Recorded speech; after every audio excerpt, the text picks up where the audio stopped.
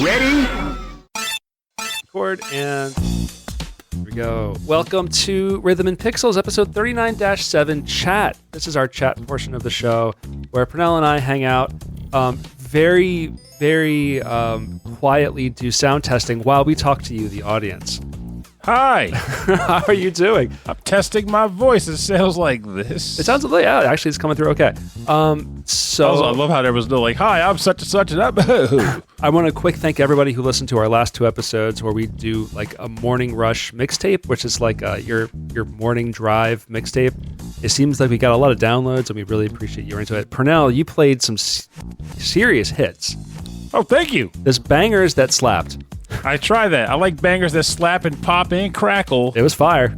I like fire, but what about ice? Is it ice cold? You played ice all my cool. You played all my favorites. All right, that's what I like to hear. Except for the last one. Whoa! Joining us, we'll talk about that last one. I don't know how I feel about that. No, it was good. You played Sunshine Coastline. There it is. Which was great. One of the best. And that last one, if you remember, I was so tired. I was like half asleep during that, which fits the theme.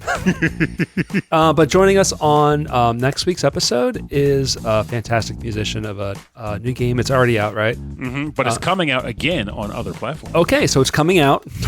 It's coming out and out. It's both. It's Schrodinger's game. It's called Declines Drops. Mm-hmm. Declines Drops. I pronounce it as Declins. Declins? I don't know which is the correct one, but I just run with it. But this soundtrack it's long. It's sprawling. It's a journey from start to finish, and it is composed by no one other than ModalModule, and he is with us here in the chat episode. How you doing? Right now? Yes, Stefan. Thanks for joining us here. Wait, whoa. Hello. Oh, good. Thank God. Thank you. Oh, crap. I'm scared now. You scared us. I was just waiting for a break here because I didn't want to interrupt. No, we do apologize. We tend to talk over each other. So just go ahead and interject when you can. But thank you very much for taking the time out. Thank you. Yes. Oh, I did it. He's already learned it. Just like that. So tell us, Stefan, where did Modal originate? Okay. So, first of all, the idea of like aliases, pseudonyms, whatnot is sort of just kind of I don't even know how to explain it. There's a divisiveness to the idea. I actually know some people personally who kind of make fun of me for having an alias. But the original inspiration was actually an artist named Disasterpiece. Yes. Oh, yeah. I love him. Yep. Also known as Richard Vreeland. So again, whichever you go with, and it's kind of interesting because nowadays he tends to go a little more on the rich side, especially because he's doing like film score and stuff like that, which maybe, being taken more seriously. But my initial exposure to him was by the name Disasterpiece. So, and I just thought it was a kind of a neat name.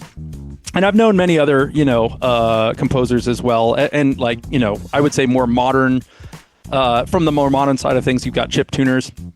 And it's kind of a big thing in the chiptune scene to have an alias. So anyway, all that to say, that was kind of the initial idea. And actually, if you get real nerdy and you look up my name, actually, I'd have to give my last name and all that, which I'm not going to do. So let's see if somebody can sleuth it out. But I do have previous, social media accounts under my real name, and there's music there as well. But there was kind of a switch for me to really pursue video game music in a professional capacity, and kind of just furthering myself rather than just kind of messing around, which I felt like I was doing before. And so sort of, I guess, in a way, as a way of establishing myself, I went ahead and started this whole pseudonym. So as far as the actual inspiration for it directly, so without getting super music theory nerdy, the concept of modes is Rob would appreciate that, by the way. So don't sweat that. Well, hey, I can go as deep down that rabbit hole as we want. But I'll try to. This is a musical reference, right? I think exactly. I think I know what's going on here. But also, sometimes there's a story behind the name. But also, you're like, it's marketing. It's cool. It's kind of multiple too. So the term, obviously modes are, I mean, the best way to describe it is like if you start on a different note from the original note in a scale, you get a mode. So you've got Dorian mode and Lydian mode and all these different things. But I happen to just really love modes in general, and I love mixing them, which modal mixture, modal interchange is sort of this concept that I learned about and realized was like the reason most of the music that I really love, they tend to use that. So there's just kind of this correlation there. So that's the connection to that word. And then module, because I really like things like modular synthesis, which is basically like different components that you can connect to each other to make a sound or to manipulate that sound. So kind of just playing on both of those concepts, but then also taking like a module and installing it into, let's say, a video game, and then out pops really cool music was sort of the other aspect of that I thought would be kind of fun. So I played with that a little bit, like the idea that I essentially am like a plug-in. That's what I assumed the last word actually was referring to be honest with you. I assumed it was referring to a module. I like that it works in two different ways. I do like that you're into modular synthesis. I think that's very cool. But I also love the idea that you're plugging yourself into these soundtracks and things. Yes. Yes. So I am effectively the module. The module. The module. Now, it's aliases is very internet culture, which makes a lot of sense that a lot of chip tuners would have a lot of aliases. I'm really familiar with them from like the dance, like the dance music world from like especially like the late 90s and mid 90s, because a lot of artists would be like, okay, well, under this pseudonym, I'm making house music. But, if I want to release tracks and they're looking for my name, they're going to think it's going to be house music. So if I want to make jungle music, then jungle is going to be under this name. And I'm like, oh, so I would have all these records and I'd be like, oh, these are all the same person. To be honest, I always assumed it was one of two things. Like, I'm not enough in the weeds to know.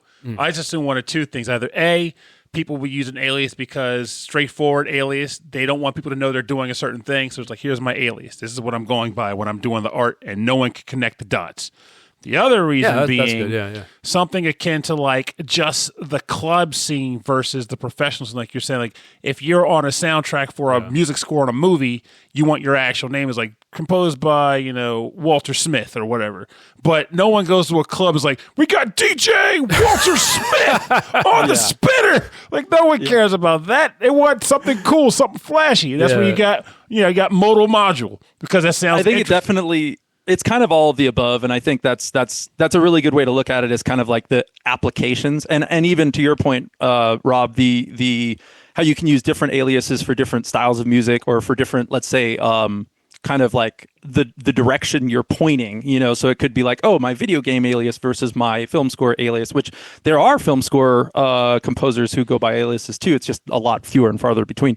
But anyway, for me, I mean, anonymity was like, at first, kind of like, let's say, like, it seemed like kind of a cool idea, like, oh, nobody's going to know who I really am, but I realized soon after that it's not like I'm even well-renowned enough for that to even matter. And so I've kind of loosened up on my idea behind that. But still, I mean, I don't have to give my full name, my real name, but you never wanted to have a situation where someone would go, did you ever realize that ModalModule and Stefan are never in the same room together? Why do you think that is? Yeah, exactly. I would love for that to happen, Pernell, but it hasn't happened yet. So,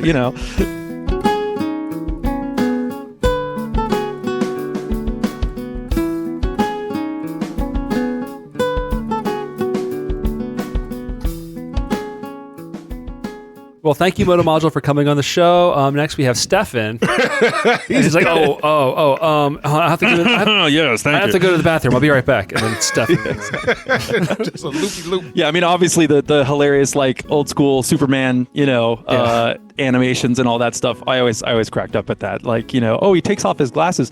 Superman never made a lick of freaking sense. Wasn't there a Hanna-Barbera cartoon with an elephant that did that? Or was it an elephant? Yeah, it was like super secret squirrel or something. Well, to be fair, there were a lot of Hanna-Barbera secret aliens kids, like this Hong Kong Phooey. Yeah, no, but there was literally an animal detective person who would wear. It was an elephant, so everyone knew who he was, the elephant. But as soon as he put on glasses, no one knew who he was. And that was the joke. I'm going to Google that right now. I am 90% sure it was an elephant. Yeah, that sounds very interesting. All right, so you heard a little bit while we were doing going through technical difficulties. Undercover Elephant. Undercover Elephant. I love how the name is literally Undercover Elephant. It's the best. I mean, this episode must have been like 5 minutes. I can't think of this character. He's an undercover elephant who does crazy things. What's his name? Undercover Elephant. Undercover? Mr. Elephant.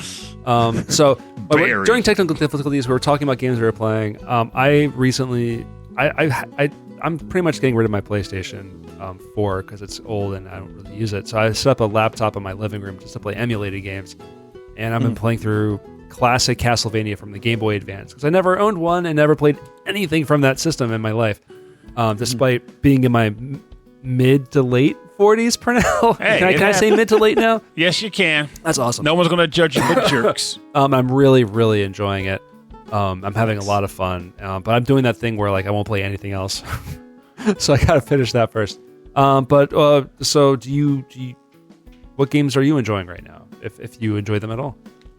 Talking to me? Yeah, I'm talking to you. I know what Pernell likes. Okay. No, you don't. All right, sweet. It's anime. No. It's funny actually. I definitely go all over the place. I mean, you could probably hear in some of the music from Decline's drops, but definitely other music I've done. I've done cheap, like actual chiptune. I've done hardware chiptune. I mean, I can get again down in the weeds and all sorts of different stuff, but it all comes from a nostalgia and deep connection to everything all the way back to NES. So I love basically mostly retro games, but I definitely enjoy some modern stuff too.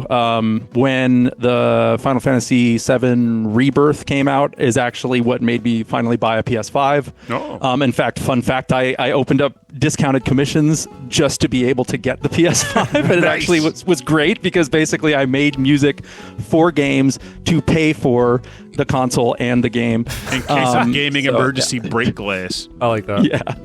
But anyway, yeah, so that was obviously a couple years ago now. Just recently, and I have a collection of, basically most of the consoles we had as kids I still have to this day, and some of them that we sold off, we went and got again. When I say we, I'm talking about my brother who's 2.5 years older than me, and so we grew up playing video games together. But just recently, he sent me this device that connects into the Sega Saturn so that you can actually just use an SD card because my optical drive wasn't really working. Okay. And anyway, it took some troubleshooting to get it to work right, but now that it's working right, I literally just in the last few hours was playing through a few Sega Saturn games, which was awesome because that's an era that even though I enjoyed it at the time, I feel like I haven't really gotten back and visited as much. Gotta know. Nowadays. What is the Sega Saturn game that you feel as though you most want to address? You mean like that I really enjoyed? Or not you haven't gotten a chance to because you said that was an era that you really didn't get to do much with. Well, yeah, no. So, okay, yeah, good point. I was actually just looking for more games because I figured I probably just didn't even know about a lot of the games that you know what I mean? In other words, any of the good games that are on there, the ones that I've played, like, for example, Nights into Dreams, the Battle Arena Toshinden games, Virtua Fighter, I'm going to obviously assume a lot you of might have played it on one of the re-releases, but just in case you didn't, you ever played Guardian Heroes? Yeah, that was one of the ones that I. So this evolution of my Sega Saturn has been a little bit lengthy because prior to this new SD card solution, I was using this like cartridge that allows you to play. For example, Japanese games, but in my case, to play burn discs. So I was trying to go that route, and I was playing Guardian Heroes that way, and it froze on me, and I couldn't get it to play past, I think it was the first stage, simply because the optical drive wasn't working correctly. So flash forward to now, I can play it. I haven't picked it back up yet, but it's definitely on the list. So it's so good. Still, probably in my opinion, one of the best beat 'em ups that have been forgotten in the modern. I haven't played that one yet. Ever. It's very interesting. It's so good. Is it good single player? Yeah, I primarily played it single player. Okay. Every time I see it in pictures, I see like lots of things on the screen, and I'm like, oh, there must be a lot of people playing that game. No, just a lot of things trying to kill you. Oh, okay, that's good. I like those types of games. That's great. Yeah, definitely. Very, very active. Speaking of which, what I just beat was Panzer Dragoon 2, Zwei, which those games are absolutely amazing if you haven't played them. But it definitely toward the end. So it started out really easy. I was like, oh, this is even easier than the first game. But then by the, second, third level, I was like, oh, never mind. And, it really felt like arcadey and like they're just trying to kill you, period. But there's no mid-level continue. You have to start over at the beginning of the level every time. So, and essentially it's like 3-4 hits, you're dead. So, you have to be absolutely on the ball to try to actually survive. And I was able to beat it. So I was stoked on that. But it definitely was one of those that took me back to that challenge of, yesteryear, which the Mega Man series is one of the biggest, for me, just one of the strongest examples of a fantastic set of games, but also that just absolutely punish you. Chef's kiss, though, I have to say. That's a really good way to put that.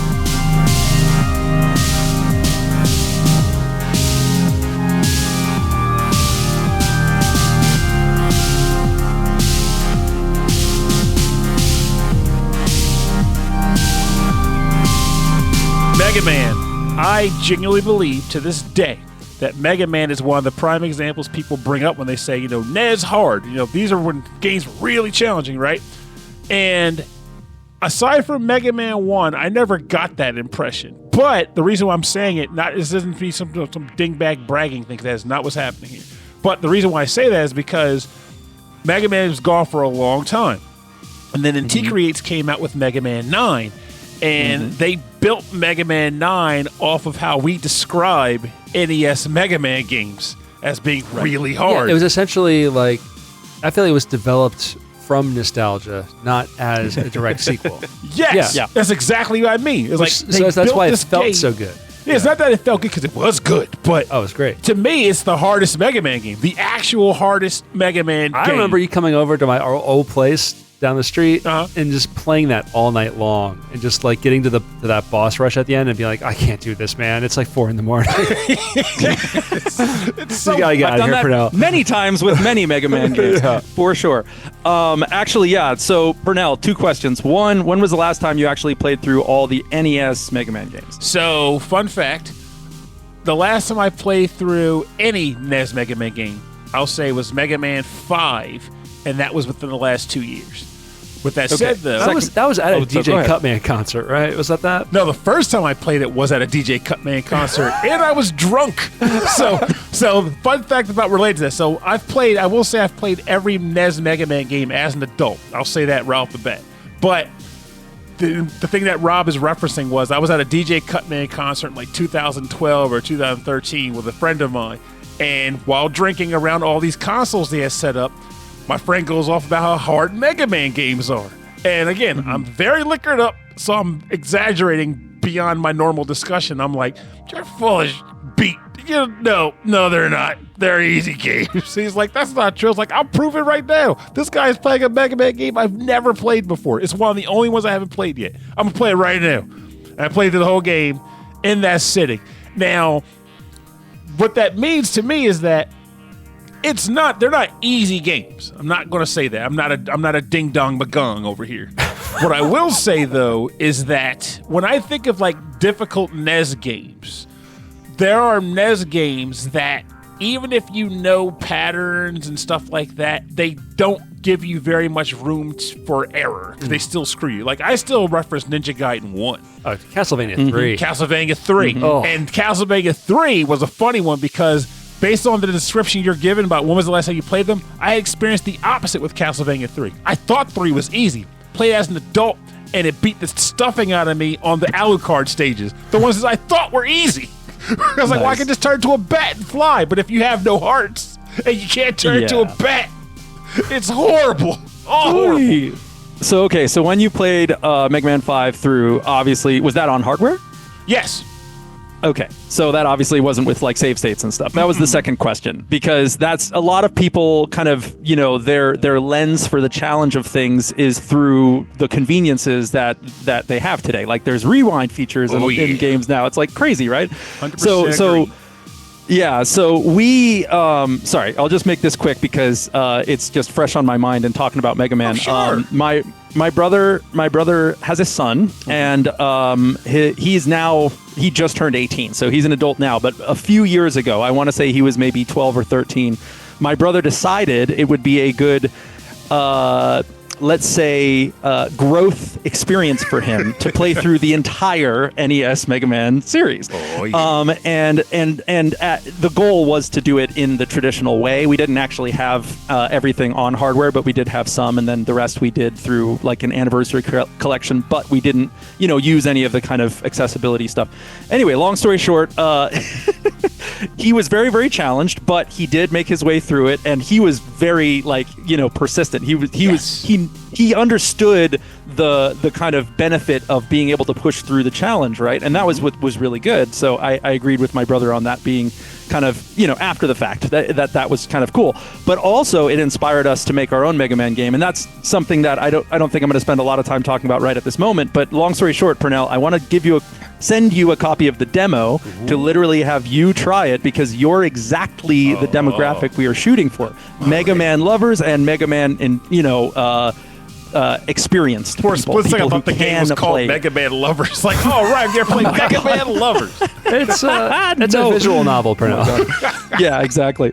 But anyway, but the other thing I was going to say was I just got the cartridge of the original Ninja Turtles game, which my memory was that it was like... That's NES hard. Yeah, the Ultra there game you go. on? Yeah. Oh, that's rough. So, That was yes, rough, exactly. yeah. See, I was thinking Konami, and that's TMNT 2 and on, right? Basically. Well, so you're not the wrong, 'cause Ultra. I think Ultra Games was a pseudonym for Konami. Yeah, it was Konami, but like, Oh, maybe. Okay. But in my mind, it's the Ultra symbol. Yeah. Ultra Yes. Games logos T-shirts can be found at the Rhythm and Pixels T-Public shop. Right. Go Love on. it. So, point I was making was I was so just immediately turned off by the way this is the thing, because going back to Mega Man, it's about game design. They make it challenging, of course, but they make it playable. They make it something where once you've memorized things or once you've gotten used to how things work, you can react properly. Not this game. No. It's just a pile of people who, as soon as they show up on screen, they're already hurting you. Yes. There's no way to react. There's no way to preempt. And also, they have random motion, so it's like they just randomly show up. It's not like, oh, this guy's going to come at this moment. So anyway, long story short, I only played it for like maybe 20 minutes, and I was like, okay, this is something where I could brute force my way through it, but I really don't want to do that right now, and so I just shut it off, and I haven't gotten back to it. But yeah, there was a couple of Saturn games like that too, actually, just kind of testing random stuff, and I was like, wow, they're still doing that in this era. Like some of these guys just never figured out game design, but like that's what it's all about, is like finding a way to balance things so that it's still challenging, but it's doable and it's learnable.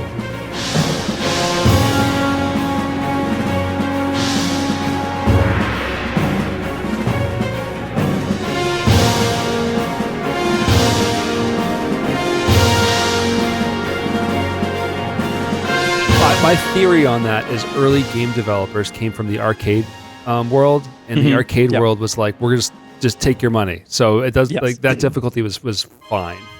For sure. And so when it translated, and a lot of like early console games were either adaptations from the arcade or had an arcade aesthetic to it. Like, you weren't putting credits into your console, but it still said, how many continues do you have? So I feel like a lot of those sensibilities, it just took a long time to walk away from. Yeah. That was my only... No, that's a good point, too. My color because it's to that. true. Yeah. I only have two things to mention. One, and none of mine are historic or anything. It's just gibberish. The first thing, if you manage to play through and beat Ninja Turtles NES now, pat yourself on the back, because whether you're young, old, with experience or not, that game is BS. The only tip people are going to give you is to collect a bunch of scrolls and spam them to the back end of the game. That's about the only tip you can truly get in that game. It's just hard otherwise. The other thing, did you ever see the video that the guy from, he called it Sequelitis, Aaron you know Hansen? who he is. Yes. Yeah. Yeah, did you ever see his Mega Man video? Specifically about Mega Man X, right? No, but just Mega Man, the classic Mega Mans. The one that I'm thinking of, he talks about how Mega Man X took the kind of concepts of Mega Man and obviously upped them, but also that it itself is a self-teaching sort of game. That's probably what it was. Then. Maybe that's what it was ultimately Yeah. about Mega Man X. There's two quotes. One is lemons. I'm shooting lemons, something like that. And then the other one is riding on cars. The main so line those two are from that video. See, the thing is, the only line I remember from the entire thing was the part where he was ragging on if Mega Man 3 was made in the modern day. Roll's like, hey, Mega Man, those are ham and juice. Exactly. It's like, I don't need you Shut to up, tell Roll, me I don't what they need are. you. Yeah, that was another one. Exactly. God, that is seriously one of my favorite, probably one of my favorite YouTube videos, period. But it's so well done and it makes me laugh so hard. I like them a lot. And it's also exactly right, because again, talking about level design, like the way that they designed that level, I mean, especially X, they really got it down. But even all the way back to the first Mega Man, like, yeah, it's a little bit unfair at times, but like as the games went on, they really just kind of nailed it. And I would even say by 2, they had a pretty good sense of like how to make a level fun but challenging, and find that balance. And anyway, all I'm really trying to say is like mad respect to developers and designers who go the extra mile, as opposed to just being, as you're talking about arcade games, like just trying to eat your quarters, or just basically trying to extend the life of a game that otherwise would only take 20 minutes to play. You know what I mean? By just making it artificial difficulty, they call it, right? It's like that whole idea. I love the idea of finding the balance there.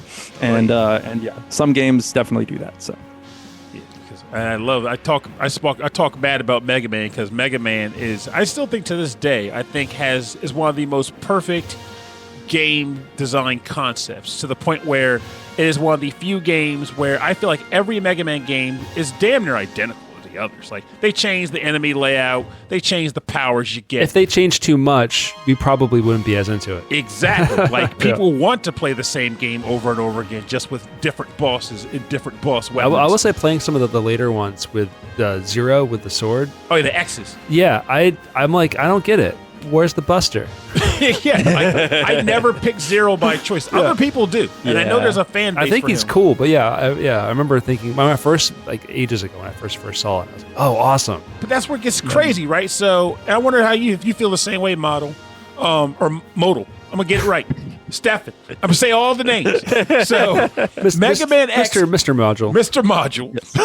Module. When Mega Man X1 came out, Zero was completely unplayable. He was just a guy who showed up at the beginning and the end of the game, and he used a sword and was really strong and whatever. And people was like, man, Zero's such an awesome character.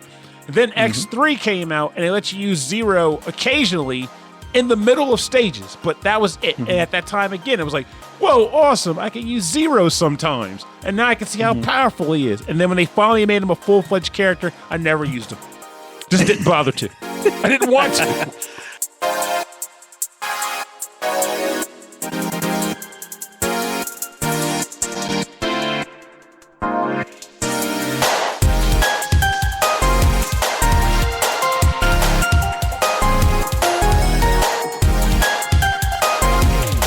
Well, X4 is interesting because it was a divergence in a lot of ways. I mean, obviously, it was a PS1 game and Sega Saturn, actually, and I forgot about that. But the graphics were better, right? They didn't have as many limitations. The music was closer to Red Book audio. I actually can't remember if it was Red Book. It might be. But anyway, the point is that it was using more modern synth sounds and stuff, as opposed to, again, the limitations that you would have with sampling on the SNES. But anyway, so to me, it was like kind of all that as a package, also including the ability to play as Zero, was like really, really exciting. But then in practice, I mean, basically, I enjoy the game. I'm not necessarily even saying it was bad or anything, but I still go back to the SNES and NES Mega Man games instead. Like, I don't find myself really craving that particular era. And then, of course, after that, it sort of fell off anyway.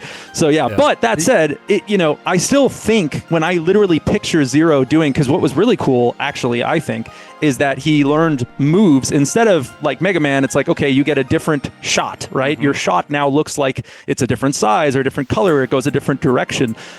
He literally had different moves, as in think fighting games, right? He had like a Shoryuken style move, and he had one where he spun around in the air, and all these different kind of. So when you actually got those things and actually got used to using them, then it became like a very different game, but almost it's in its own way very cool and very interesting, basically is what I would say. He became a versatile character instead of exactly. Not that I personally go there often, but when I think about it, I think it's cool. So that's really all I could say. Zero himself is somebody that I always thought was a really, really cool character. Of course, that's by design. But I was thinking about it the other day. I've had my hair long since I was like 12, I want to say, and I literally just I just stopped cutting it basically. And I was thinking the other day how it's possible that it literally came down to zero, and just me subconsciously thinking it was just cool, like this badass character with this long hair or whatever, like maybe made me just keep my hair long. I don't know.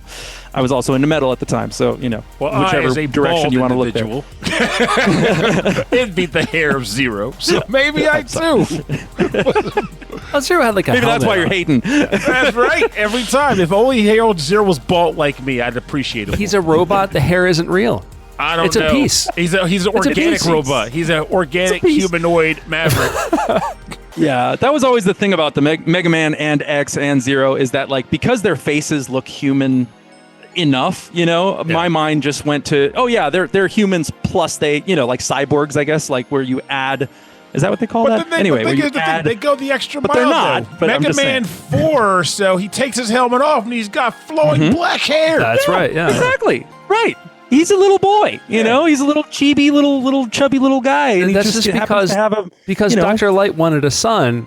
He could have had a bald son. So where did he get the hair?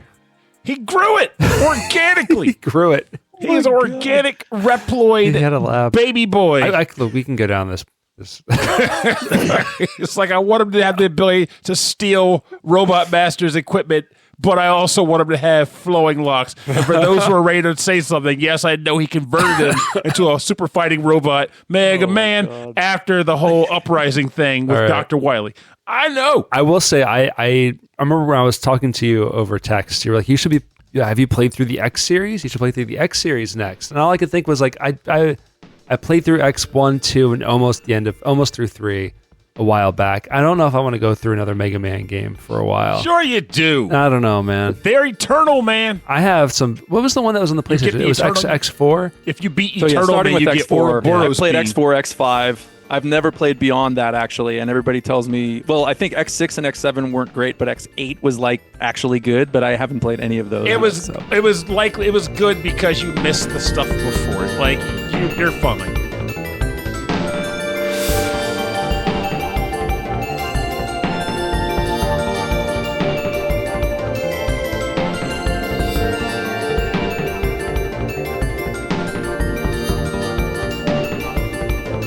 I remember picking up like X4 or X5 for the PlayStation, never having played any of the X ones before because I never had a Super Nintendo growing up, and being like, this is hard.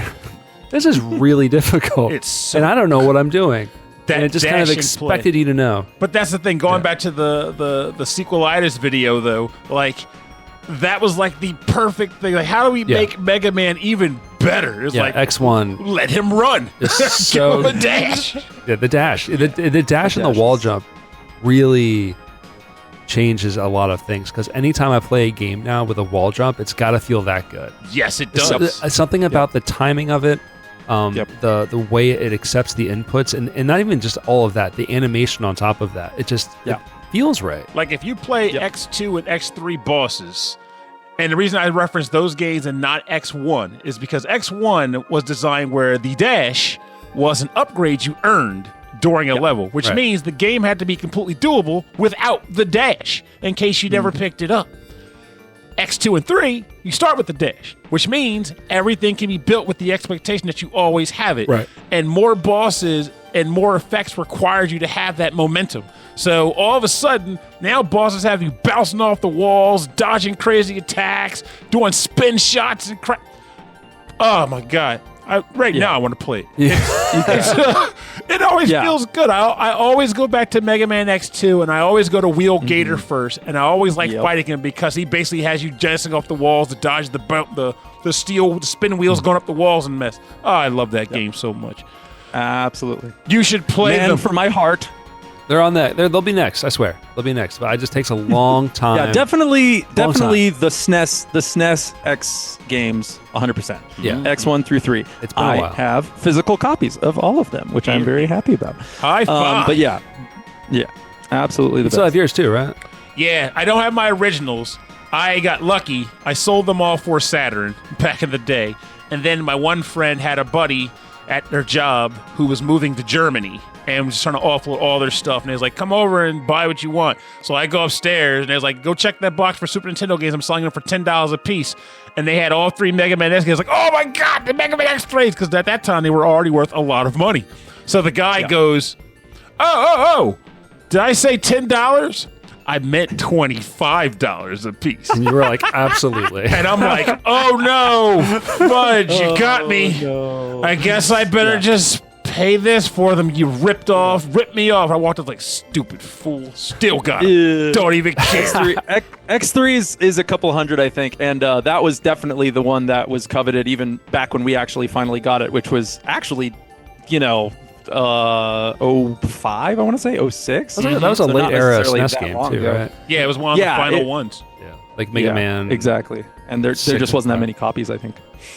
All right, so we're going to wrap this up because we are going to move on to our next recording. Modal will be with us. Though, before that, we get Mr. Module. What? I got one more thing because I think it's pretty cool, and I don't think we'll say it on the proper episode. Yeah. What you got? How I met him and how I learned about him in relation to that game we're going to talk about next week is the fact that, and you let me know if I'm wrong about this, he was in another Discord for a VGM podcast, and I want to say I came in, we were just talking about games, and I made a comment about a game soundtrack that had just come out, that I just started playing. I was like, the music in this game is really freaking good. And I started commenting, and he just goes, I composed that, I was like, what are you talking about? Why are you screwing with me like this? It's like, no, it's true. I'm the composer. It's like, it was something like that. It was definitely serendipitous too. But I mean, that's the thing. It's a really small community. Like, not only obviously video game lovers and stuff, but like I feel like VGM podcasters. It's like you all know each other. Like the first VGM podcast I ever listened to was the Mercado Bros, and I know you guys have mentioned them multiple times. Yeah, and then that was.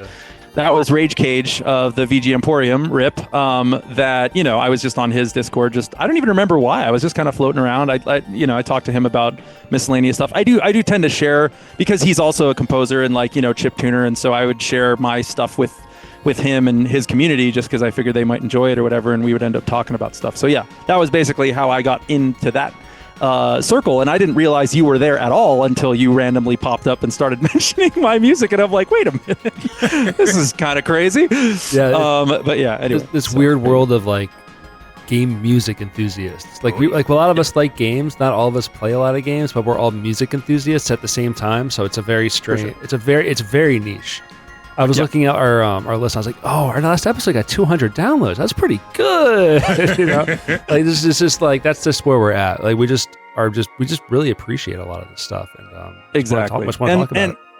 And it's definitely those that it's like, well, actually, I don't even know. I was trying to think of comparative communities, but basically the point is that our love is deep, and so even if it's not like super widespread, the people that are in it are extra enthusiastic. Yeah, here to that. Yeah.